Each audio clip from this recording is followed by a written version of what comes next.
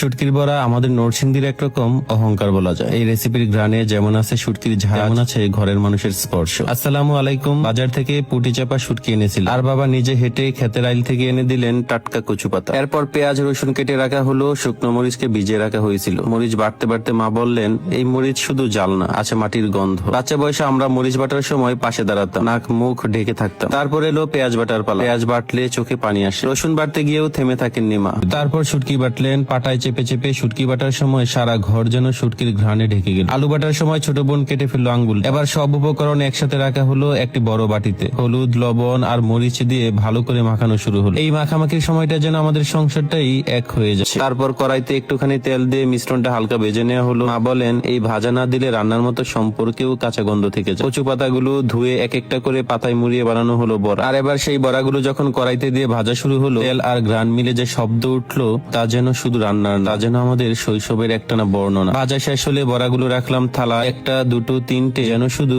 বড়া না, মায়ের স্মৃতি, বাবার যত্ন আর বোনদের খুনসুটি একসাথে জড়ো হয়ে উঠলো। আপনারা কি কখনো এই শুটকি বড়া খেয়েছেন? কমেন্টে জানাবেন। আমার এই ভিডিওটি ভালো লাগলে অবশ্যই শেয়ার করে দিবেন। যারা এখন আমাকে ফলো করেননি অবশ্যই ফলো করে পাশে থাকবেন।